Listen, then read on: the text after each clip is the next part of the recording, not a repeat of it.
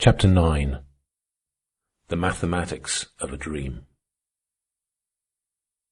In the midst of the consternation his revelation had produced, Ernest began again to speak. "You have said, a dozen of you tonight, that socialism is impossible. You have asserted the impossible. Now let me demonstrate the inevitable. Not only is it inevitable that you small capitalists shall pass away, but it is inevitable that the large capitalists and the trusts also shall pass away. Remember, the tide of evolution never flows backward. It flows on, and it flows from competition to combination, and from little combination to large combination, and from large combination to colossal combination, and it flows on to socialism, which is the most colossal combination of all. You tell me that I dream. Very good. I'll give you the mathematics of my dream. And here in advance I challenge you to show that my mathematics are wrong. I shall develop the inevitability of the breakdown of the capitalist system, and I shall demonstrate mathematically why it must break down. Here goes, and bear with me if at first I seem irrelevant. Let us first of all investigate a particular industrial process, and whenever I state something with which you disagree, please interrupt me. Here is a shoe factory. This factory takes leather and makes it into shoes. Here is $100 worth of leather. It goes through the factory and comes out in the form of shoes, worth, let us say, $200. What has happened? $100 has been added to the value of the leather. How was it added? Let us see. Capital and labor added this value of $100. Capital furnished the factory, the machines, and paid all the expenses. Labor furnished labor. By the joint effort of capital and labor, $100 of value was added. Are you all agreed so far? Heads nodded around the table in affirmation. Labor and capital have produced this $100. Now proceed to divide it. The statistics of this division are fractional, so let us, for the sake of convenience, make them roughly approximate.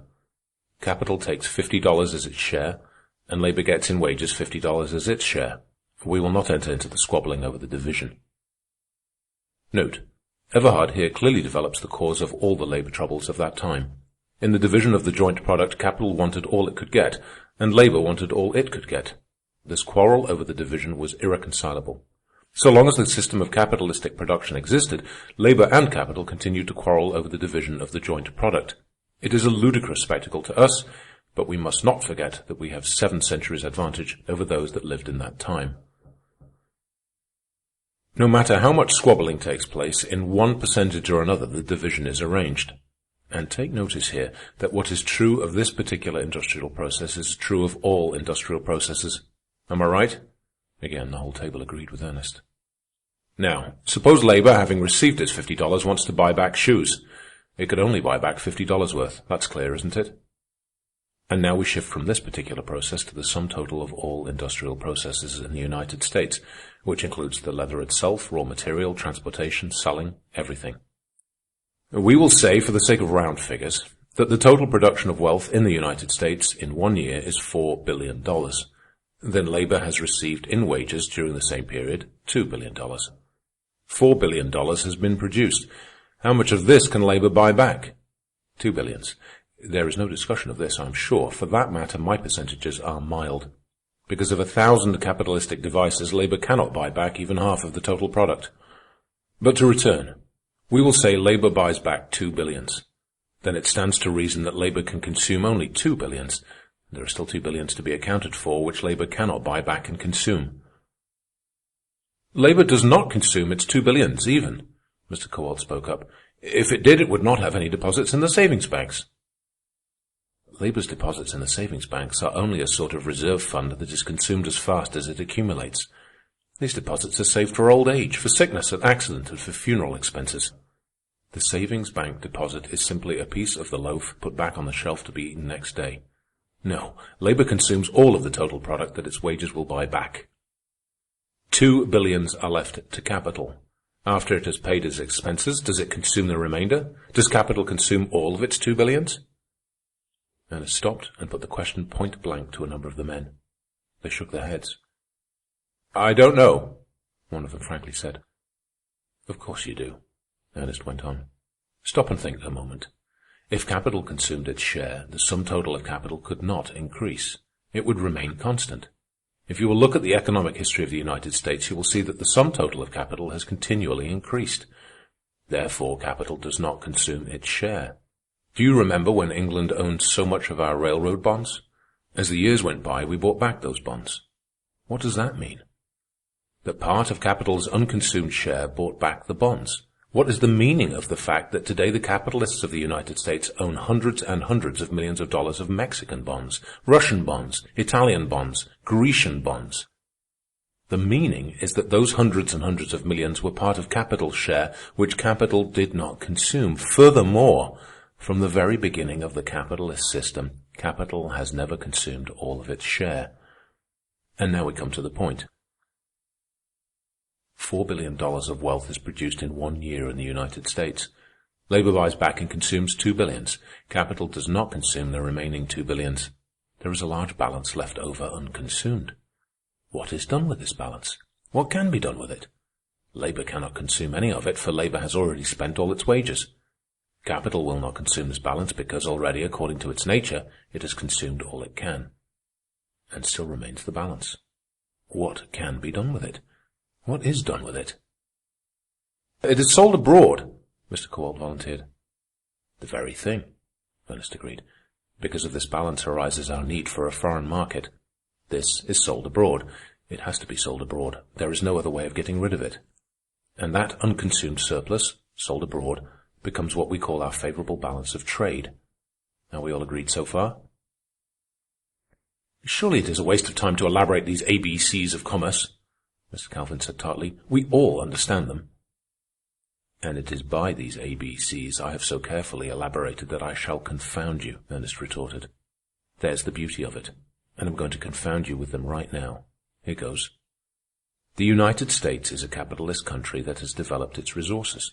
According to its capitalist system of industry, it has an unconsumed surplus that must be got rid of, and that must be got rid of abroad. Note. Theodore Roosevelt, President of the United States a few years prior to this time, made the following public declaration. A more liberal and extensive reciprocity in the purchase and sale of commodities is necessary so that the overproduction of the United States can be satisfactorily disposed of to foreign countries. Of course, this overproduction he mentions was the profits of the capitalist system over and beyond the consuming power of the capitalists. It was at this time that Senator Mark Hanna said, "The production of wealth in the United States is 1/3 larger annually than its consumption." Also a fellow senator, Chauncey Depew, said, "The American people produce annually 2 billion more wealth than they consume." What is true of the United States is true of every other capitalist country with developed resources. Every one of such countries has an unconsumed surplus. Don't forget that they have already traded with one another and that these surpluses yet remain. Labor in all these countries has spent its wages and cannot buy any of the surpluses. Capital in all these countries has already consumed all it is able according to its nature, and still remain the surpluses. They cannot dispose of these surpluses to one another. How are they going to get rid of them? Sell them to countries with undeveloped resources, Mr. Kowalt suggested. The very thing. You see, my argument is so clear and simple that in your own minds you carry it on for me. And now for the next step. Suppose the United States disposes of its surplus to a country with undeveloped resources like, say, Brazil. Remember, this surplus is over and above trade, which articles of trade have been consumed. What then does the United States get in return from Brazil? Gold, said Mr. Kowalt. But there is only so much gold, and not much of it in the world, Ernest objected. Gold in the form of securities and bonds and so forth, Mr. Kowalt amended. Now you've struck it, Ernest said. From Brazil, the United States, in return for her surplus, gets bonds and securities. And what does that mean? It means that the United States is coming to own railroads in Brazil, factories, mines, and lands in Brazil. And what is the meaning of that, in turn? Mr. Kowalt pondered and shook his head. I'll tell you, Ernest continued. It means that the resources of Brazil are being developed. And now the next point. When Brazil, under the capitalist system, has developed her resources, she will herself have an unconsumed surplus. Can she get rid of this surplus to the United States? No, because the United States has herself a surplus. Can the United States do what she previously did and get rid of her surplus to Brazil? No, for Brazil now has a surplus too. What happens? The United States and Brazil must both seek out other countries with undeveloped resources in order to unload the surpluses on them. But by the very process of unloading the surpluses, the resources of those countries are in turn developed. Soon they have surpluses and are seeking other countries on which to unload. Now, gentlemen, follow me. The planet is only so large. There are only so many countries in the world.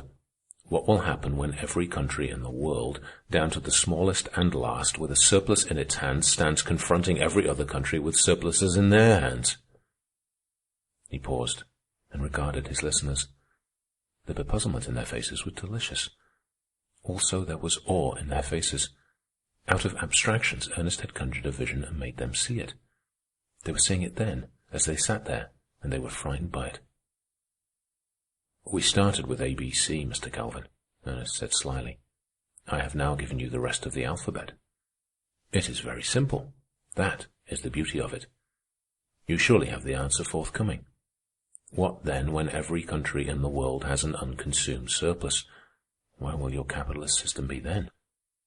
But Mr. Calvin shook a troubled head. He was obviously questing back through Ernest's reasoning in search of an error. "Let me briefly go over the ground with you again," Ernest said. "We began with a particular industrial process, the shoe factory. We found that the division of the joint product that took place there was similar to the division that took place in the sum total of all industrial processes. We found that labor could buy back with its wages only so much of the product, and that capital did not consume all of the remainder of the product. We found that when labor had consumed to the full extent of its wages, and when capital had consumed all it wanted, there was still left an unconsumed surplus. We agreed that this surplus could only be disposed of abroad. We agreed also that the effect of unloading this surplus on another country would be to develop the resources of that country, and that in a short time that country would have an unconsumed surplus. We extended this process to all the countries on the planet, till every country was producing every year and every day an unconsumed surplus which it could dispose of to no other country. And now I ask you again, what are we going to do with those surpluses?" Still no one answered. "Mr. Calvin?" Ernest queried. "Oh, it beats me," Mr. Calvin confessed. "I never dreamed of such a thing," Mr. Asmunsen said, "and yet it does seem clear as print." It was the first time I had ever heard Karl Marx's doctrine of surplus values elaborated, and Ernest had done it so simply that I too sat puzzled and dumbfounded. Note: Karl Marx, the great intellectual hero of socialism, a German Jew of the 19th century, a contemporary of John Stuart Mill. It seems incredible to us that whole generations should have elapsed after the enunciation of Marx's economic discoveries, in which time he was sneered at by the world's accepted thinkers and scholars. Because of his discoveries, he was banished from his native country, and he died in exile in England. "I'll tell you a way to get rid of the surplus," Ernest said. "Throw it into the sea. Throw every year hundreds of millions of dollars worth of shoes and wheat and clothing and all the commodities of commerce into the sea. Won't that fix it?" "Well, it'll certainly fix it," Mr. Calvin answered, "but it is absurd for you to talk that way." Ernest was upon him like a flash. "Is it a bit more absurd than what you advocate, you machine breaker, returning to the antediluvian ways of your forefathers? What do you propose in order to get rid of the surplus? You would escape the problem of the surplus by not producing any surplus. And how do you propose to avoid producing a surplus? By returning to a primitive method of production, so confused and disorderly and irrational, so wasteful and costly, that it will be impossible to produce a surplus." Mr. Calvin swallowed. The point had been driven home. He swallowed again and cleared his throat. "You are right," he said. I stand convicted. It is absurd, but we've got to do something. It is a case of life and death for us of the middle class. We refuse to perish. We elect to be absurd and to return to the truly crude and wasteful methods of our forefathers. We will put back industry to its pre-trust stage. We will break the machines. And what are you going to do about it?" "But you can't break the machines," Ernest replied. "You cannot make the tide of evolution flow backward. Opposed to you are two great forces, each of which is more powerful than you of the middle class. The large capitalists, the trusts, in short, will not let you turn back. They don't want the machines destroyed. And greater than the trusts, and more powerful, is labor. It will not let you destroy the machines. The ownership of the world, along with the machines, lies between the trusts and labor. That is the battle alignment. Neither side wants the destruction of the machines, but each side wants to possess the machines. In this battle, the middle class has no place. The middle class is a pygmy between two giants. Don't you see, you poor perishing middle class? You are caught between the upper and nether millstones, and even now has the grinding begun. I have demonstrated to you mathematically the inevitable breakdown of the capitalist system. When every country stands with an unconsumed and unsaleable surplus on its hands, the capitalist system will break down under the terrific structure of profits that it itself has reared. And in that day there won't be any destruction of the machines. The struggle then will be for the ownership of the machines. If labor wins, your way will be easy. The United States and the whole world, for that matter, will enter upon a new and tremendous era. Instead of being crushed by the machines, life will be made fairer and happier and nobler by them. You of the destroyed middle class, along with labor, there will be nothing but labor then. So you and all the rest of labor will participate in the equitable distribution of the products of the wonderful machines. And we, all of us, will make new and more wonderful machines. And there won't be any unconsumed surplus, because there won't be any profits. But suppose the trusts win in this battle over the ownership of the machines and the world, Mr. Cowalt asked. Then, Ernest answered, you and labor and all of us will be crushed under the iron heel of a despotism as relentless and terrible as any despotism that has blackened the pages of the history of man. That will be a good name for that despotism, the Iron Heel. Note, the earliest known use of that name to designate the oligarchy. There was a long pause, and every man at the table meditated in ways unwonted and profound. But this socialism of yours is a dream, Mr. Calvin said, and repeated, a dream. I'll show you something that isn't a dream, then, Ernest answered, and that's something I shall call the oligarchy. You call it the plutocracy. We both mean the same thing, the large capitalists or the trusts. Let us see where the power lies today. And in order to do so, let us apportion society into its class divisions. There are three big classes in society. First comes the plutocracy, which is composed of wealthy bankers, railway magnates, corporation directors, and trust magnates. Second is the middle class, your class, gentlemen, which is composed of farmers, merchants, small manufacturers, and professional men. And third and last comes my class, the proletariat, which is composed of the wage workers. Note, this division of society made by Everhard is in accordance with that made by Lucien Saniel, one of the statistical authorities of that time. His calculation of the membership of these divisions by occupation from the United States Census of 1900 is as follows. Plutocratic class, 250,251. Middle class, 8,429,845. And proletariat class, 20,393,137. You cannot but grant that the ownership of wealth constitutes a central power in the United States today. How is this wealth owned by these three classes? Here are the figures. The plutocracy owns 67 billions of wealth. Of the total number of persons engaged in occupations in the United States, only 0.9% are from the plutocracy. Yet the plutocracy owns 70% of the total wealth. The middle class owns 24 billions. 29% of those in occupations are from the middle class, and they own 25% of the total wealth. Remains the proletariat. It owns 4 billions. Of all persons in occupations, 70% come from the proletariat, and the proletariat owns 4% of the total wealth. Where does the power lie, gentlemen? Well, from your own figures, we of the middle class are more powerful than labor, Mr. Asmundsen remarked. Calling us weak does not make you stronger in the face of the strength of the plutocracy, Ernest retorted. And furthermore, I'm not done with you. There is a greater strength than wealth, and it is greater because it cannot be taken away. Our strength, the strength of the proletariat, is in our muscles, in our hands to cast ballots, in our fingers to pull triggers. This strength we cannot be stripped of. It is the primitive strength. It is the strength that is to life germane. It is the strength that is stronger than wealth, and that wealth cannot take away. But your strength is detachable. It can be taken away from you. Even now, the plutocracy is taking it away from you. In the end, it will take it all away from you. And then you will cease to be the middle class. You will descend to us. You will become proletarians, and the beauty of it is that you will then add to our strength. We will hail you, brothers, and we will fight shoulder to shoulder in the cause of humanity. You see, labor has nothing concrete of which to be despoiled. Its share of the wealth of the country consists of clothes and household furniture, with here and there, in very rare cases, an unencumbered home. But you have the concrete wealth, 24 billions of it, and the plutocracy will take it away from you.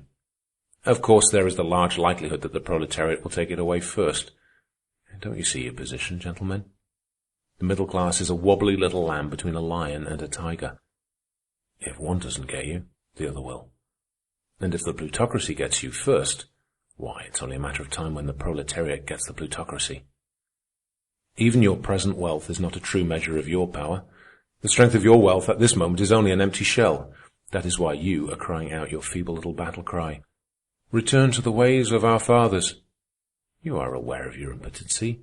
You know that your strength is an empty shell, and I'll show you the emptiness of it.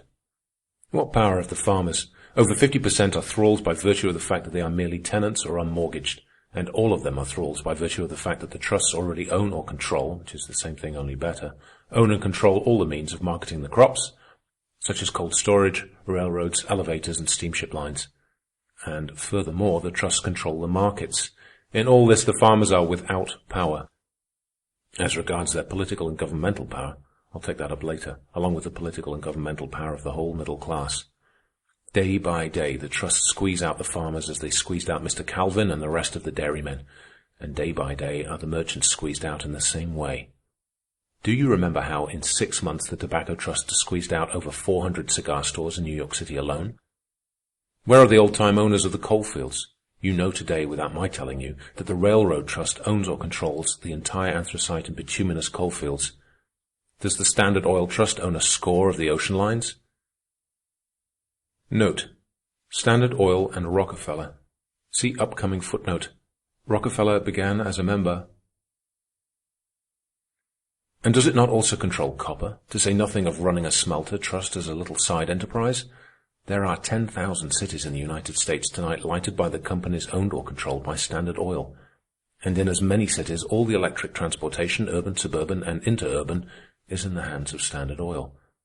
The small capitalists who were in these thousands of enterprises are gone. You know that. It's the same way that you are going. The small manufacturer is like the farmer, and small manufacturers and farmers today are reduced to all intents and purposes to feudal tenure. For that matter, the professional men and the artists are at this present moment villains in everything but name, while the politicians are henchmen. Why do you, Mr. Calvin, work all your nights and days to organize the farmers along with the rest of the middle class into a new political party? Because the politicians of the old parties will have nothing to do with your atavistic ideas. And with your atavistic ideas, they will have nothing to do, because they are what I said they are, henchmen, retainers of the plutocracy. I spoke of the professional men and the artists as villains. What else are they? One and all, the professors, the preachers, and the editors, hold their jobs by serving the plutocracy, and their service consists of propagating only such ideas as are either harmless to or commendatory of the plutocracy. Whenever they propagate ideas that menace the plutocracy, they lose their jobs, in which case, if they have not provided for the rainy day, they descend into the proletariat and either perish or become working-class agitators. And don't forget that it is the press, the pulpit, and the university that mold public opinion, set the thought pace of the nation. As for the artists, they merely pander to the little less than ignoble taste of the plutocracy. But after all, wealth in itself is not the real power. It is the means to power, and power is governmental. Who controls the government today? The proletariat, with its 20 millions engaged in occupations? Even you laugh at the idea. Does the middle class, with its 8 million occupied members? No more than the proletariat. Who then controls the government? The plutocracy, with its paltry 250,000 of occupied members. But this 250,000 does not control the government, though it renders yeoman service. It is the brain of the plutocracy that controls the government, and this brain consists of 7 small and powerful groups of men. And do not forget that these groups are working today practically in unison. Note: even as late as 1907, it was considered that 11 groups dominated the country, but this number was reduced by the amalgamation of the 5 railroad groups into a supreme combination of all the railroads. These 5 groups so amalgamated, along with their financial and political allies, were 1. James J. Hill with his control of the Northwest, 2, the Pennsylvania Railway Group, Schiff financial manager with big banking firms of Philadelphia and New York. 3, Harriman with Frick for counsel and Odell as political lieutenant, controlling the central continental, southwestern, and southern Pacific coastlines of transportation. 4, the Gould family railway interests. And 5, more Reed and Leeds, known as the Rock Island crowd. These strong oligarchs arose out of the conflict of competition and traveled the inevitable road toward combination. Let me point out the power of but one of them, the railroad group. It employs 40,000 lawyers to defeat the people in the courts. It issues countless thousands of free passes to judges, bankers, editors, ministers, university men, members of state legislatures, and of Congress. It maintains luxurious lobbies at every state capital and at the national capital. And in all the cities and towns of the land it employs an immense army of pettifoggers and small politicians, whose business is to attend primaries, pack conventions, get on juries, bribe judges, and in every way to work for its interests. Note: lobby, a peculiar institution for bribing, bulldozing, and corrupting the legislatures who were supposed to represent the people's interests. Note: a decade before the speech of Everhard's, the New York Board of Trade issued a report from which the following is quoted. The railroads control absolutely the legislatures of a majority of the states of the Union. They make and unmake United States senators, congressmen, and governors, and are practically dictators of the governmental policy of the United States. Gentlemen, I have merely sketched the power of one of the 7 groups that constitute the brain of the plutocracy. Your 24 billions of wealth does not give you 25 cents worth of governmental power. It is an empty shell, and soon even the empty shell will be taken away from you. The plutocracy has all power in its hands today. It today makes the laws, for it owns the Senate, Congress, the courts, and the state legislatures. And not only that. Behind law must be force to execute the law. Today the plutocracy makes the law, and to enforce the law it has at its beck and call the police, the army, the navy, and lastly the militia, which is you and me and all of us.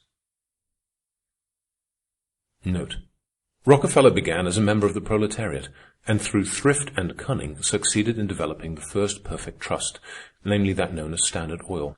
We cannot forbear giving the following remarkable page from the History of the Times to show how the need for reinvestment of the Standard Oil surplus crushed out small capitalists and hastened the breakdown of the capitalist system. David Graham Phillips was a radical writer of the period, and the quotation by him is taken from a copy of the Saturday Evening Post dated October the 4th, 1902 A.D. This is the only copy of this publication that has come down to us, and yet from its appearance and content we cannot but conclude that it was one of the popular periodicals with a large circulation. The quotation here follows. About 10 years ago, Rockefeller's income was given as 30 millions by an excellent authority. He had reached the limit of profitable investment, of profits, in the oil industry. Here, then, were these enormous sums in cash pouring in, more than $2 million a month for John Davis and Rockefeller alone. The problem of reinvestment became more serious. It became a nightmare. The oil income was swelling, and the number of sound investments limited, even more limited than it is now.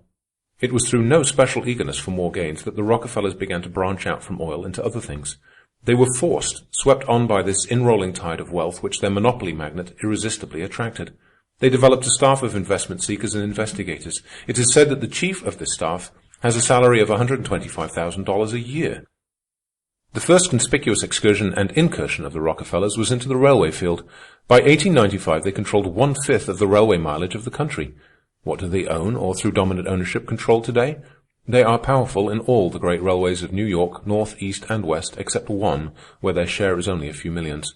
They are in most of the great railways radiating from Chicago. They dominate in several of the systems that extend to the Pacific. It is their votes that make Mr. Morgan so potent, though, it may be added, they need his brains more than he needs their votes.